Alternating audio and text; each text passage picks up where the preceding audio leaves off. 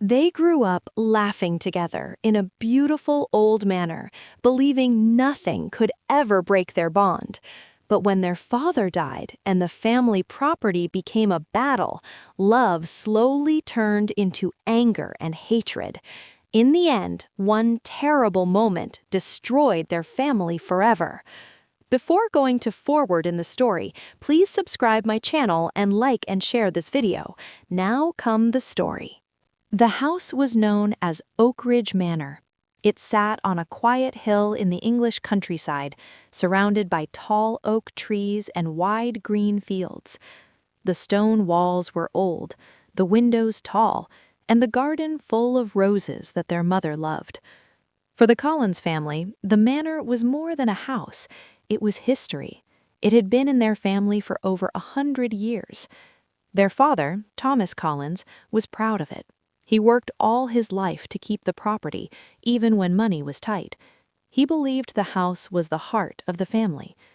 "You boys must never fight over this place," he used to say. "A house is nothing without the people inside it." Thomas had 3 sons. Edward, the eldest, was serious and traditional. He stayed in the village and helped his father manage the land and small rental properties. Daniel, the middle son, was ambitious. He moved to London, worked in finance, and rarely came home except for holidays. Oliver, the youngest, was gentle and artistic. He stayed with their mother, helping her in the garden and painting landscapes. When they were young, they loved each other deeply. They ran through the fields, climbed trees, and played football in the garden. Summers were full of laughter, and winters were spent around the fireplace, listening to their father's stories. But time changes everything. When Thomas became ill, Edward took over most responsibilities. He handled tenants, repairs, and bills. Daniel sent money, but always felt like an outsider. Oliver stayed close to their parents, quietly supporting them. When Thomas died, the entire village attended the funeral. People spoke about his kindness, his honesty, and his love for his sons. Inside Oakridge Manor, grief slowly turned into tension. After the funeral, the 3 brothers sat in the old library, surrounded by dusty books. Their mother, Margaret Collins, sat quietly, holding a handkerchief. Edward cleared his throat. "We need to discuss the estate. Father left no clear will. Everything must be sorted legally." Daniel leaned back in his chair. "Of course, but it should be divided fairly." Oliver said nothing. He just stared at the fireplace where their father used to sit. At first, they agreed to share everything equally. They promised to respect each other. But promises are fragile when money and land are involved. Weeks passed. Lawyers arrived. Property papers were examined. Surveys were done on the land. Edward slowly began acting like the manor was his. He moved into the master bedroom, managed the bank accounts, and made decisions without consulting his brothers. Daniel felt angry. "He thinks because he stayed here he owns everything," he told his wife. Oliver felt invisible. Nobody asked him what he wanted. Their mother tried to keep peace. "Your father would be heartbroken if he saw this," she said. But the brothers started to change. Edward thought Daniel was selfish and greedy. Daniel thought Edward was controlling and unfair. Oliver felt caught in the middle, scared of losing both brothers. One weekend, Daniel returned from London after hearing rumors that Edward planned to sell part of the land to a property developer. They stood in the rose garden where their mother was pruning flowers. "Is it true?" Daniel asked. Edward didn't look at him. "What is?" "That you're selling the East Field to developers." Edward sighed. "We need money to maintain the manor. You're not here. You don't understand the costs." "That land belongs to all of us," Daniel snapped. Margaret stepped between them. "Please, not in the garden. Your father loved this place." But the tension was already there. Edward's voice became cold. "You left. You built your life in London. Now you want to control everything?" Daniel's eyes flashed. "And you think staying here makes you the king of Oakridge Manor?" Their words hurt more than they knew. That night, Oliver sat in the attic studio painting the oak trees. He remembered their childhood laughter and whispered, "Dad, we're losing each other." He didn't know that this conflict would soon turn into something dark and irreversible. The days after Daniel's return were tense. Oakridge Manor felt different, quieter, heavier, like the walls themselves were listening. Edward spent most of his time in his father's old office, going through files, bills, and letters. He believed he was doing the right thing. The manor was expensive to maintain. The roof leaked, the boiler was old, taxes were high, the tenants in the cottages were late with rent. He felt the weight of everything on his shoulders. "If I don't act, this place will fall apart," he thought. Daniel, on the other hand, felt like a stranger in his own childhood home. He walked through the corridors and saw Edward's decisions everywhere: new locks, new furniture, and a sense that he was no longer welcome. He remembered how he and Edward used to share a bedroom, whispering stories in the dark. Now, Edward barely looked at him. Oliver tried to keep peace. He made tea for everyone, cooked dinners, and suggested family meals, but the brothers barely spoke during those meals. Margaret, their mother, watched them with tired eyes. One evening, she gathered them in the dining room. "Your father spent his life keeping this family together. I don't care about the land or money. I care about you three. Please, don't let this house destroy you." Edward nodded, but his jaw was tight. Daniel crossed his arms. Oliver looked down at his plate. Silence filled the room. A week later, a black car arrived at Oakridge Manor. A well-dressed man stepped out. His name was Mr. Harris, a property developer from London. Edward invited him into the library. Daniel saw them through the window and felt his stomach twist. Later, Daniel confronted Edward in the hallway. "Who was that?" he asked. Edward hesitated. "Just someone interested in the land." "So it's true, you're selling." "I'm considering it," Edward said calmly. "The East Field is useless farmland. Developers will pay a lot. We can fix the manor and live comfortably." "That land belongs to all of us," Daniel said. "You don't understand responsibility," Edward replied. "You mean control." Their voices rose again. Oliver rushed in. "Please, stop. We're still brothers." But they barely listened. That night, Daniel couldn't sleep. He walked through the dark corridors and entered their father's study. He opened an old drawer and found letters Thomas had written but never sent. One letter was addressed to Daniel. "I'm proud of you, son. You left to chase your dreams, and that takes courage. Edward may seem strict, but he carries heavy burdens. Oliver has a gentle heart. I hope you boys always remember you are stronger together." Daniel felt tears in his eyes. He wondered if Edward had ever read these letters. He also found something else, documents that showed Thomas had planned to divide everything equally. He had even written a note saying, "No son should feel more important than the other." Daniel felt anger and sadness at the same time. Why is Edward acting like everything is his? The next morning, Daniel walked into Edward's office with the papers. "Dad wanted everything equal," he said, throwing the documents on the desk. Edward looked surprised. "Where did you find those?" "In his study. You never showed them to us." Edward stood up. "I didn't know about them." "But you acted like you owned everything." Edward clenched his fists. "Because someone had to take responsibility. You think sending money from London makes you a hero?" Daniel snapped back. "And you think staying here makes you superior?" Oliver stood between them again. "Stop, this is getting out of hand." Edward looked at Oliver.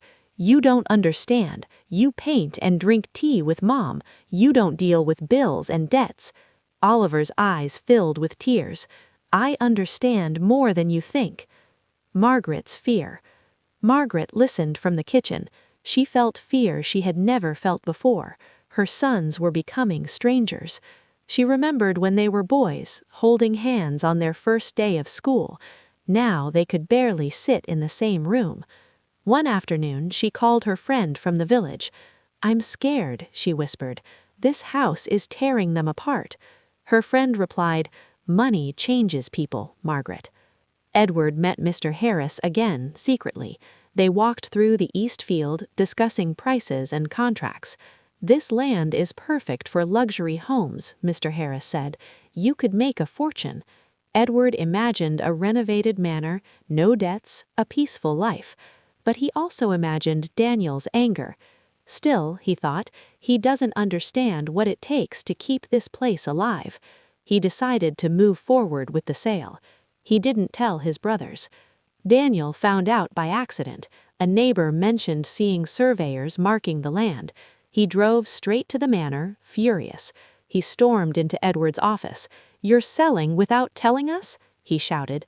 Edward stood up slowly. "Yes, it's necessary." Daniel slammed his hand on the desk. "You betrayed us." Oliver rushed in again, but the argument was worse than ever. "You think money is more important than family?" Daniel yelled.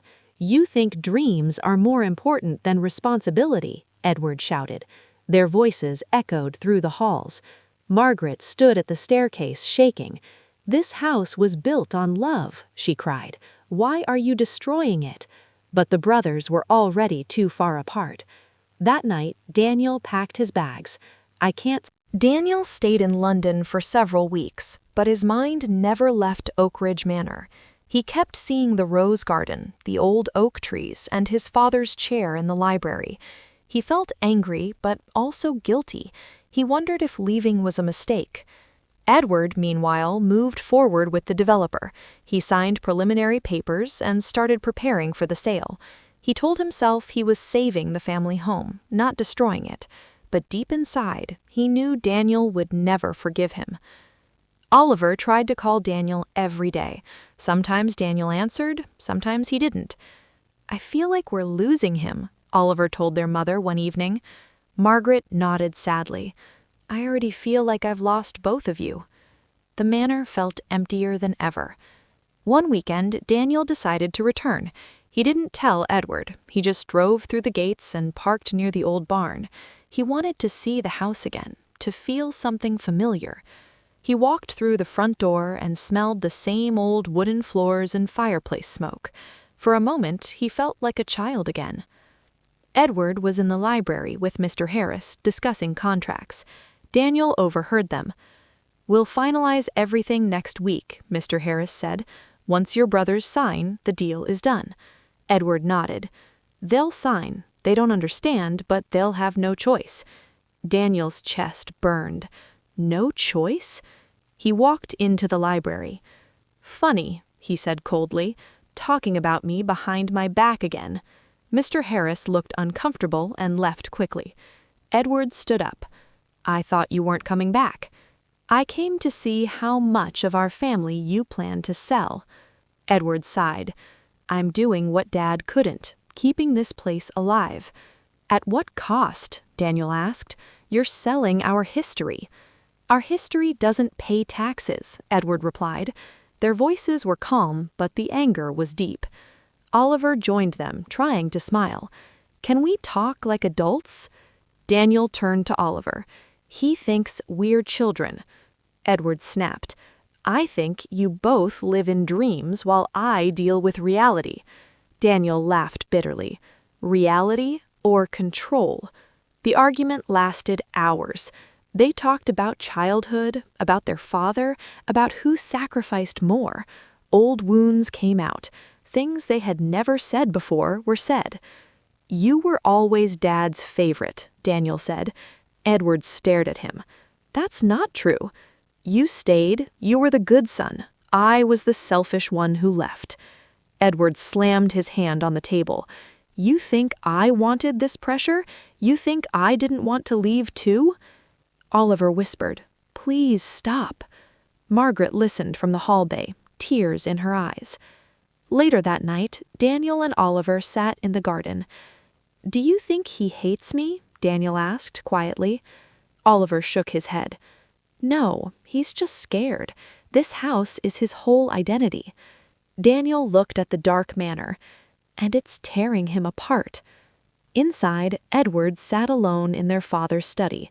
He opened one of Thomas's old notebooks. He found a note written in shaky handwriting. If my sons fight over this house, then the house has failed its purpose. Edward closed the notebook, feeling something heavy in his chest. The next day, Daniel discovered something shocking. He found a hidden folder in Edward's office. It showed that Edward had taken a personal loan using the manor as collateral. If the sale failed, the bank could take the entire property. Daniel felt betrayed. He stormed into Edward's room. "You risked everything without telling us," he shouted. Edward's face turned pale. "You weren't here. Someone had to keep the place running. You could have told us. You would have stopped me." They stood inches apart, breathing heavily. Oliver tried to separate them. "This is madness. We're brothers." Edward looked at Daniel and said something that shocked Daniel first. "You abandoned this family." Daniel froze. "I never abandoned you." "Yes, you did," Edward said. "You left. You chose London over us." The words cut deep. That night, Daniel couldn't sleep again. He walked through the corridors again. He felt like a ghost in his own home. He stood in the hallway outside Edward's room and listened to him talking on the phone. "I don't care what they think," Edward said. "This house will be mine to manage. They'll understand when it's too late." Daniel felt something snap inside him. The next morning, tension filled the breakfast table. No one spoke. Cups clinked, chairs scraped, but no one looked at each other. Margaret finally said, "I don't recognize my sons anymore." Edward and Daniel avoided her eyes. That afternoon, Daniel told Oliver he was thinking of taking legal action. "I might hire a solicitor," he said. "He can't do this alone." Oliver felt sick. "If you go to court, this family will never be the same." Daniel looked at the manor. "I think it's already broken." As the sun set behind the oak trees, the manor looked peaceful, but inside, the Collins family was slowly walking towards something dark, something none of them could escape. The days after Daniel threatened legal action felt like living in a storm that never ended. Every room in Oakridge Manor felt heavy, like the air itself was angry. Edward stopped speaking to Daniel unless it was necessary. When he did speak, his words were short and cold. Daniel felt the same coldness and gave it back. Oliver tried to keep peace, but even he was starting to feel exhausted. Margaret spent more time in the garden, pretending everything was normal. She watered the roses, talked to the birds, and avoided the house as much as possible. One evening, Daniel received a call from his solicitor in London. "If you want to challenge the sale and the loan," the solicitor said, "you'll need to take this to court. It will be messy. Families often don't recover from this." Daniel looked out the window at the manor. "I think we're not going to recover anyway." He agreed to start the process. When Edward found out, he exploded. "You're suing me?" he shouted, slamming the door to Daniel's room. "I'm protecting my share," Daniel replied calmly. "You're tearing this family apart." I laughed sadly. "You already did that when you made decisions without us." Oliver stood in the doorway, shaking. "Can we please talk like brothers instead of enemies?" Edward looked at Oliver. "You always sit on the fence. Choose a side." Oliver whispered, "I choose family." But no one listened. The court papers arrived a week later. Margaret found them on the table. She picked them up with trembling hands. "What is this?" Daniel looked down. "I had no choice, Mom." Edward walked in and saw the papers. His face turned red. "You brought strangers into this family's business?" he shouted. Margaret started crying. "This is your father's worst nightmare." The house felt like it was cracking. The developer, Mr. Harris, called Edward and warned him, "If this goes to court, the deal could collapse, and your loan, well, the bank will not be patient." Edward felt trapped. He blamed Daniel for everything. If he hadn't come back, everything would be fine, he thought. That thought scared him. One night, Edward and Daniel argued again in the kitchen. It started over something small, utility bills, but quickly turned into something deeper. "You always wanted to prove you were better," Edward said. "You always wanted to control everyone," Daniel replied. They stood so close that Oliver feared they might hit each other. Margaret walked in and screamed, "Enough! You are brothers!" They stopped, but only for a moment. Edward walked out, slamming the door so hard that a picture frame fell and shattered on the floor. It was an old family photo of the 3 boys as children. Oliver picked it up and whispered, "Look at us. What happened?" A few days later, Daniel discovered that Edward had contacted some tenants and told them about the possible sale and legal battle. Some tenants threatened to leave. Edward felt his control slipping. He went to the pub in the village that evening and drank more than usual. The villagers noticed he looked angry and tired. "Family trouble?" one man asked. Edward nodded. "The worst kind." That night, Daniel heard Edward come home late. He heard him walking through the halls, opening doors, muttering to himself. The next morning, Edward avoided everyone. He stayed in his father's study, staring at old photos and papers. He felt like the manor was slipping through his fingers. He felt like he was losing his family, his identity, and his purpose all at once. One afternoon, Daniel received an email from his solicitor in London saying the court hearing date was confirmed. He printed it and placed it on the kitchen table, hoping Edward would see it and finally talk seriously. Edward saw it. His hands shook. He felt betrayed, cornered, and humiliated. That evening, a storm hit the countryside. Rain poured, thunder rolled, and lightning lit up the sky. Inside the manor, tension was thick. Daniel was in the living room, reading. Oliver was upstairs painting, and Margaret was asleep early, exhausted from crying all day. Edward walked into the living room, his face pale. "So it's really happening," he said quietly. Daniel looked up. "Yes, we can still settle this peacefully." Edward laughed bitterly. "Peacefully? You dragged me to court. You dragged us into debt without telling us." The storm lasted all night. By morning, the manor felt washed out and tired, like it had cried with the sky. Edward barely slept. He stayed in his father's study, staring at old photos and letters. Every picture reminded him of a time when things were simple, when Daniel was his little brother and Oliver followed them everywhere. Now, everything felt like a battlefield. Daniel woke up with a heavy feeling in his chest. He tried to tell himself that the court case was necessary, that he was protecting his rights. But deep inside, he felt like he was fighting his own blood. Oliver walked into the kitchen and found Margaret sitting at the table, staring at nothing. "Mom, did you sleep?" he asked. She shook her head. "I heard shouting in my dreams. Or maybe it wasn't a dream." Oliver hugged her. "It will be okay." But he didn't believe his own words. That afternoon, Edward received a call from the bank. His loan was now under review because of the legal dispute. If the court battle dragged on, the bank could take control of the property. He felt panic rise in his chest. "If I lose this house, I lose everything." He blamed Daniel for it.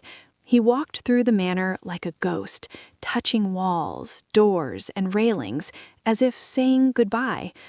Daniel decided to confront Edward calmly. He went to the study and knocked. Edward didn't answer, so Daniel opened the door. Edward was sitting in the dark, staring at a framed photo of their father. "We need to talk," Daniel said softly. Edward didn't look at him. "What else is there to say?" "I never wanted to destroy this place. I just wanted you to treat us as equals." Edward laughed quietly. "Equals? You left. You escaped. I stayed and carried all this. I didn't escape. I built a life. That doesn't make me less of a son." Edward finally looked at him. His eyes were red. "You think I didn't want to leave? I stayed because Dad needed me, Mom needed me, and you two were gone in your own worlds." Daniel felt guilt, but also frustration. "You could have told us how you felt." "You never asked," Edward replied. Silence filled the room. Later, Oliver joined them, trying one last time to bring peace. "Let's cancel everything," he said. "No court, no sale. We'll figure it out together." Edward shook his head. "It's too late." Daniel said, "It's never too late." Edward stood up suddenly. "It is for me." He walked out, leaving both brothers confused and worried. That evening, Edward went into the old storage shed behind the manor. It was full of tools, old furniture, and forgotten items. He remembered playing there as a child. He picked up an old iron fireplace poker. It was heavy, cold, and solid. He didn't know why he picked it up. Maybe he just wanted to feel something real. Dinner that night was quiet. Margaret tried to make conversation, but no one responded. The clinking of cutlery felt too loud. After dinner, Daniel went to the living room to watch television. Oliver went upstairs to paint. Margaret went to her bedroom early. Edward sat in the dark hallway, holding the poker in his hand. He kept hearing Daniel's words, the bank's warnings, the court papers. Everything felt like an attack. He walked into the living room. Daniel looked up. "We should talk." Edward's voice was shaky. "Talk about what? How you ruined everything." Daniel stood up. "I didn't ruin anything. I tried to fix it." "You tried to take it from me," Edward said. "It was never yours alone," Daniel replied. Their voices grew louder. Oliver heard the shouting and came downstairs.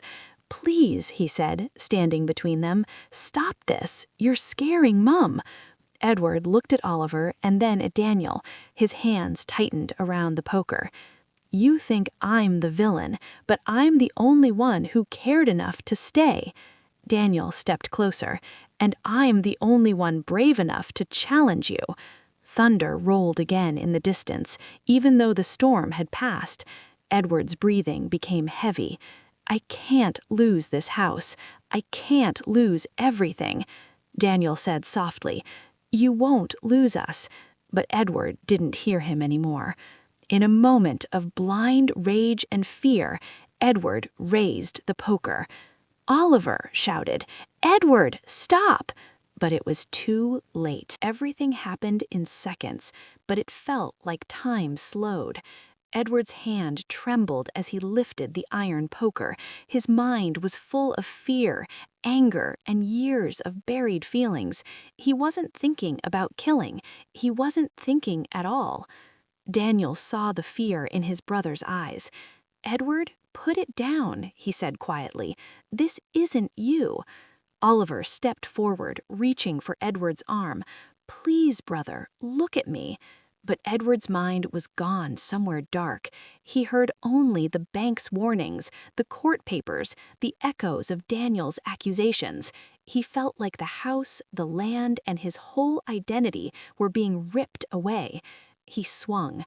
The metal hit Daniel's head with a dull, horrible sound.